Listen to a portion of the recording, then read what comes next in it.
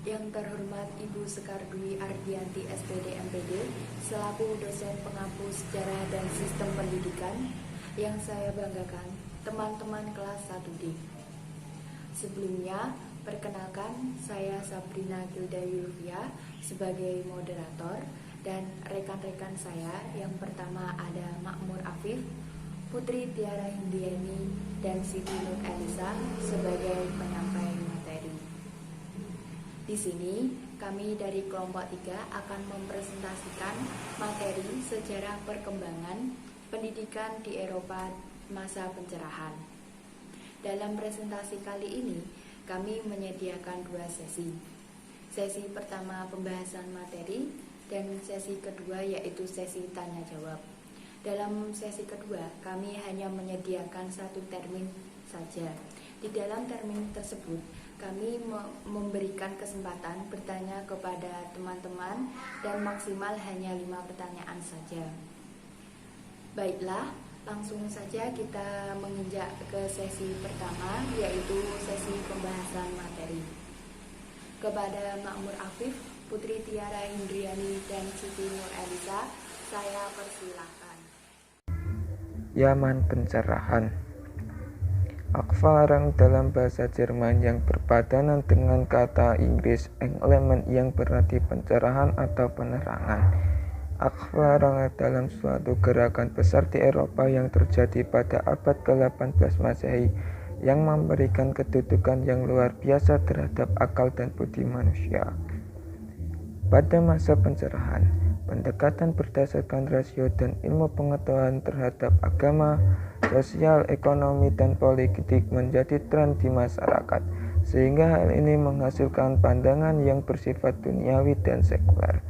Pandangan ini kemudian membangun opini umum tentang kemajuan dan kesempurnaan di berbagai bidang. Pertumbuhan sistem pendidikan. A. Malak huruf. Pendidikan pernah dianggap sebagai hak istimewa hanya untuk kelas atas. Namun, selama abad ke-17 dan ke-18, pendidikan keaksaraan dan pembelajaran secara bertahap diberikan kepada kaya maupun miskin. Tingkat melek huruf pada abad ke-17 hingga abad ke-18 tumbuh secara signifikan. Definisi istilah literasi pada abad ke-17 dan ke-18 berbeda dengan definisi literasi pada saat ini. Sejarawan mengukur tingkat melek huruf selama abad ke-17 dan ke-18 dengan kemampuan menandatangani nama mereka. Namun, metode penentuan literasi ini tidak mencerminkan kemampuan membaca masyarakat.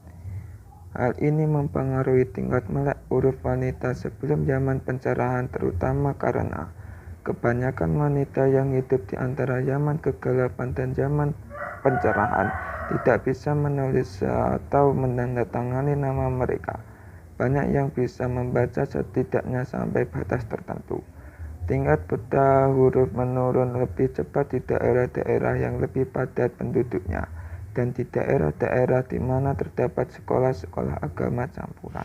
B. Sistem Prusia. Kerajaan Prusia mengenalkan sistem pendidikan publik modern yang dirancang untuk menjangkau seluruh penduduk itu.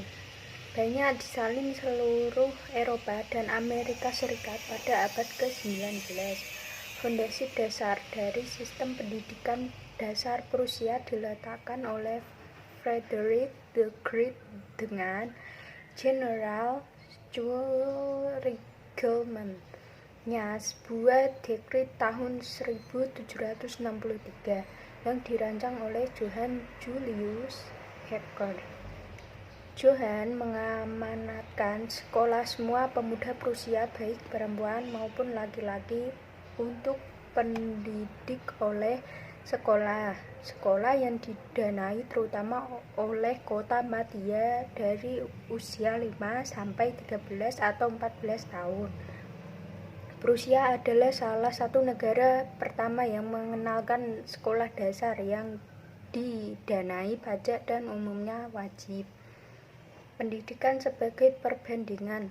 Wajib belajar di Prancis atau Inggris Raya tidak berhasil diberlakukan sampai tahun 1880-an Sistem Prusia terdiri dari kursus 8 tahun pendidikan dasar yang disebut Volksschule. Pendidikan untuk anak perempuan.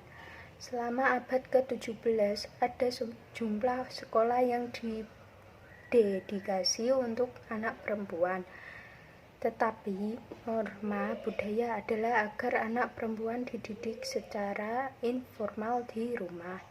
Selama abad ke-18 terjadi peningkatan jumlah anak perempuan yang dididik di sekolah. Hal ini terutama berlaku untuk keluarga kelas menengah yang status keuangan dan aspirasi sosialnya yang meningkat, membuat penyediaan gaya pendidikan aristokrat untuk putri mereka diinginkan dan memungkinkan. Di Prancis, salah satu sekolah paling terkenal untuk anak perempuan adalah Saint-Cyr yang didirikan oleh Madame de Maintenon.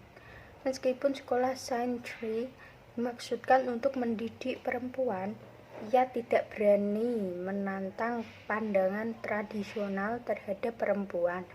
Oleh karena itu, adanya sekolah untuk perempuan tidak membawa perubahan sosial karena sekolah itu sendiri tidak menantang status sosial. Perempuan dikeluarkan dari mata pelajaran seperti sains dan politik. Isu utama tentang pendidikan perempuan berkaitan dengan pandangan tradisional tentang kelemahan perempuan karena alam. Namun, ada orang seperti John Locke dan De Epinay yang berpendapat bahwa kelemahan perempuan adalah karena pendidikan yang salah. Karakteristik teori belajar yang dipengaruhi oleh pemikiran humanistik. Ciri humanistik adalah Tuhan sebagai pusat norma tertinggi. Cita-cita dicari oleh orang itu sendiri. Berikut ini ciri-ciri teori belajar humanistik. 1. Mementingkan manusia sebagai pribadi. 2. Mementingkan peranan kognitif dan efektif. 3. Mengutamakan terjadinya aktualisasi diri dan self-concept. 4. Mementingkan persepsual subjektif yang dimiliki tiap individu. Perbedaan masa kegelapan dan masa pencerahan. Pada masa kegelapan, A. Manusia percaya pada Tuhan dengan segala ajarannya. B. Manusia terikat oleh aturan dan ketentuan gereja. C. Manusia dibentuk untuk melayani atau mengabdi gereja. Sedangkan pencerahan, A. Manusia percaya pada kemauan akal budinya. B. Manusia ingin bebas dari semua ikatan yang membelenggunya, baik ikatan gereja maupun negara. C. Manusia ingin adanya kebebasan pendidikan tanpa campur tangan gereja dan negara. Terima kasih kepada Makmur Afif, Putri Tiara Hindriani, dan Siti Nur Elisa yang telah menyampaikan materi.